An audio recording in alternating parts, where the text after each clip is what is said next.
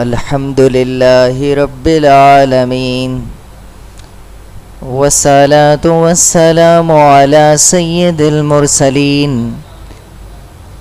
अम्मा बादु फ़अऊज़ु बिल्लाहि मिनश शैतानिर रजीम बिस्मिल्लाहिर रहमानिर रहीम अस्सलामु अलैकुम व रहमतुल्लाहि व बरकातुहू। अस्सलातु वस्सलामु अलैका या रसूलल्लाह व अला आलिका व अस्हाबिका या हबीबल्लाह।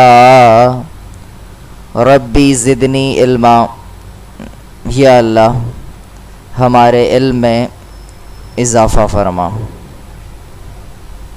अस्सलातु वस्सलामु अलैका या नबियल्लाह व अला आलिका व अस्हाबिका या नूरल्लाह। Future indefinite. Dear students, today your learning objective after listen this lecture, I hope you will be able to make sentences of future indefinite.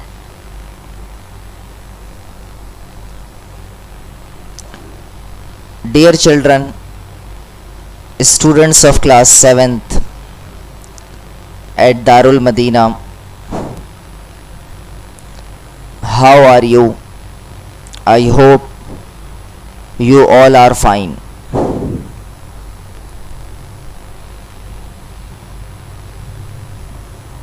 Today we will study future indefinite. I hope that you have the book, register and pencil, etc. If you do not have any of these things, please collect it quickly. Now open your register and note the lecture very carefully.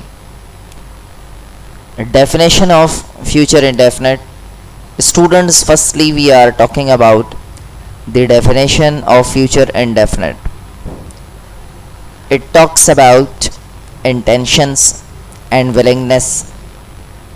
Students, सबसे पहले हम future indefinite की definition के बारे में discussion कर रहे हैं कि फ्यूचर इंडेफिनिट में इंटेंशंस के बारे में डिस्कस हम करते हैं।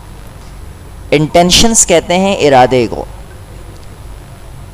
यानी आपके जो इरादे होते हैं, जो हम फ्यूचर में काम करने के हवाले से प्लानिंग करते हैं, फ्यूचर में काम करने के हवाले से इरादा रखते हैं, इसको हम फ्यूचर इंडेफिनिट कहते हैं। विलिंगनेस की मीनिंग होती है ख्वाहिशात। लाजमी सी बात है कि इंसान जो है वो बहुत सारी ख्वाहिशात रखता है और ज़माने मुस्तकबिल के बारे में कोई ना कोई प्लानिंग करता रहता है कि उसे इन फ्यूचर इस काम को कंप्लीट करना है। तो ये सारी की सारी चीज़ें जो हैं हम फ्यूचर इंडेफिनिट में डिस्कस करते हैं।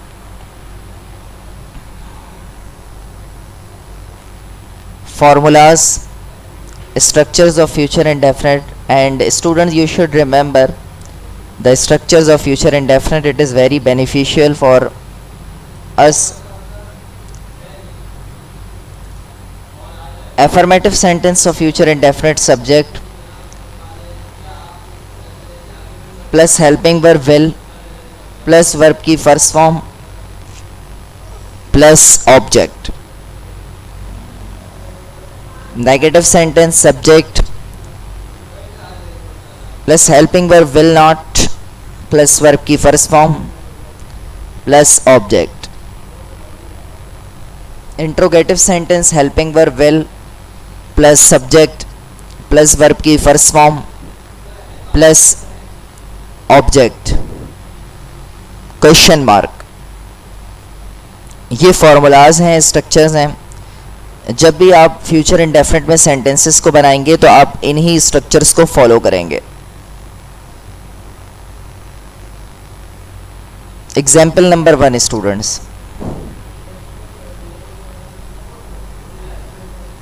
affirmative sentence they will go to Lahore tomorrow. Students, you should remember, अगर किसी सेंटेंस में tomorrow, the next day, the next month, the next year, अगर ये वर्ड्स आ जाएं तो ये फ्यूचर इंडेफिनिट को रेफ़र करता है। तो आपको ये वर्ड्स याद रखने की ज़रूरत है। और दूसरी बात ये कि एफर्मेटिव सेंटेंस के लिए जो फॉर्मूला हमारे पास मौजूद है, subject helping verb will plus verb की फर्स्ट फॉर्म प्लस ऑब्जेक्ट, तो इसको भी हम फॉलो कर रहे हैं। गो के साथ टू प्रीपोजिशन फिक्स होता है, go to, went to, gone to, going to, लिहाजा यही वजह है कि हम गो के साथ क्या यूज़ कर रहे हैं, टू यूज़ कर रहे हैं। They will go to Lahore tomorrow, Lahore में एल कैपिटल यूज़ करेंगे हम, उसकी वजह क्या होती है, शहरों के नेम, सिटीज़ नेम से पहले लेटर्स कैपिटल होते हैं, लाहौर, सियालकोट, इस्लामाबाद, कराची, तो ये सिटीज़ नेम है और इसमें जो फर्स्ट लेटर होगा वो कैपिटल होगा। बज़ाहिर ये छोटी सी बात है, लेकिन अगर इसमें आप गलती करेंगे तो मार्क्स आपके डिडक्ट हो जाएंगे, और ऐसी गलतियां नहीं होनी चाहिए, इतनी छोटी गलतियां। तो they will go to Lahore tomorrow, affirmative sentence change into negative, they will not go to Lahore tomorrow. Negative sentence के लिए जो आपके पास फॉर्मूला मौजूद है, आपने हेल्पिंग वर्ब विल के बाद क्या यूज़ करना है, नॉट यूज़ करना है। यही वजह है कि आप विल के बाद क्या यूज़ कर रहे हैं, नॉट यूज़ कर रहे हैं। Interrogative sentence, will they go to Lahore tomorrow, question mark, question mark is mandatory in the sentence students. जब भी आप इंट्रोगेटिव सेंटेंस बनाएंगे आपको इस बात का बहुत ज़्यादा ख्याल रखना है कि आपने क्वेश्चन मार्क यूज़ करना है।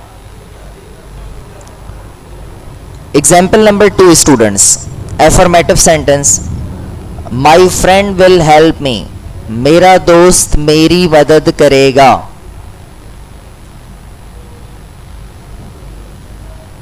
Change into negative sentence, my friend will not help me, मेरा दोस्त मेरी मदद नहीं करेगा। Interrogative sentence, will my friend help me, question mark, क्या मेरा दोस्त मेरी मदद करेगा। Move on to the example number 3 students. Students, you should remember, when you want to make a sentence, जब भी आप किसी सेंटेंस को बनाते हैं स्टूडेंट्स, बुनियादी तौर पर आपको ये बातें पता होनी चाहिए, और ये बिल्कुल बेसिक्स बातें होती हैं, इसके बारे में इल्म होना हमें बहुत ज़्यादा ज़रूरी है। What is subject student? Tell me what is subject? Yes, the doer of an action, it is called subject. doer किसे कहते हैं, काम करने वाले को कहते हैं। तो काम करने वाला जो है वो सब्जेक्ट होता है। तो doer हमारे पास जो है ये सब्जेक्ट है। तो आप इस बात को ज़हनशीन कर लें कि किसी भी सेंटेंस में जो काम करने वाला होगा उसे आप क्या कहेंगे, सब्जेक्ट कहेंगे।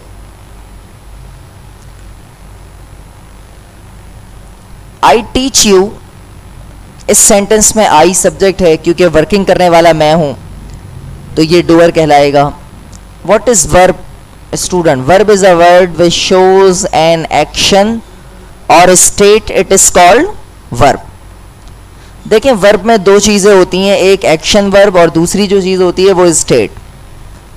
एक्शन वर्ब का मतलब ये होता है कि जिसमें एक्शन मौजूद हो, teaching, walking, driving, writing.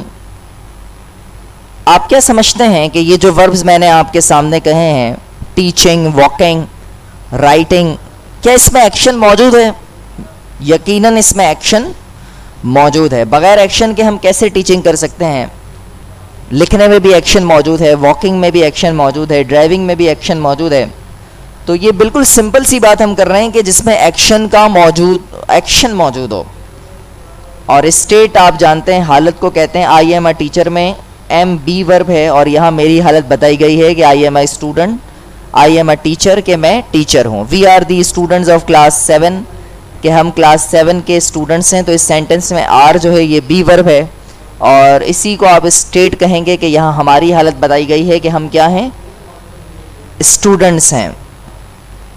Example number 3 में स्टूडेंट्स, आपको एफर्मेटिव सेंटेंस में ये बात बताई जा रही है कि we will win the match, कि हम मैच जीत जाएंगे।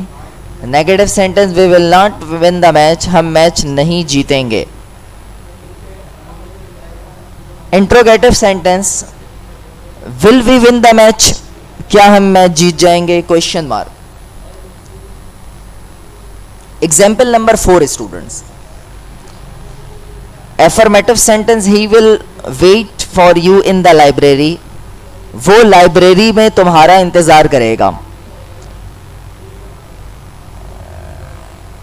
इस सेंटेंस में आपके पास सब्जेक्ट क्या है, ही सब्जेक्ट है, विल क्या है, हेल्पिंग वर्ब है, वेट क्या है, वर्ब की फर्स्ट फॉर्म है, ऑब्जेक्ट क्या है, यू। स्टूडेंट्स इस बात को याद रखें कि यू सब्जेक्टिव केस भी होता है और यही इसका ऑब्जेक्टिव केस होता है। Negative sentence, he will not wait for you in the library, वो लाइब्रेरी में तुम्हारा इंतजार नहीं करेगा। Interrogative sentence, will he wait for you in the library, क्या वो लाइब्रेरी में तुम्हारा इंतजार करेगा, क्वेश्चन मार्क। इंट्रोगेटिव सेंटेंस के लिए क्या फॉर्मूला आप यूज करेंगे, सबसे पहले विल, उसके बाद यानी हेल्पिंग वर्ब, उसके बाद सब्जेक्ट, फिर वर्ब की फर्स्ट फॉर्म होगी, फिर ऑब्जेक्ट होगा और फिर क्वेश्चन मार्क होगा। Move on to the example number 5 students, she will take admission in this college next year, वो अगले साल कॉलेज में एडमिशन लेगी।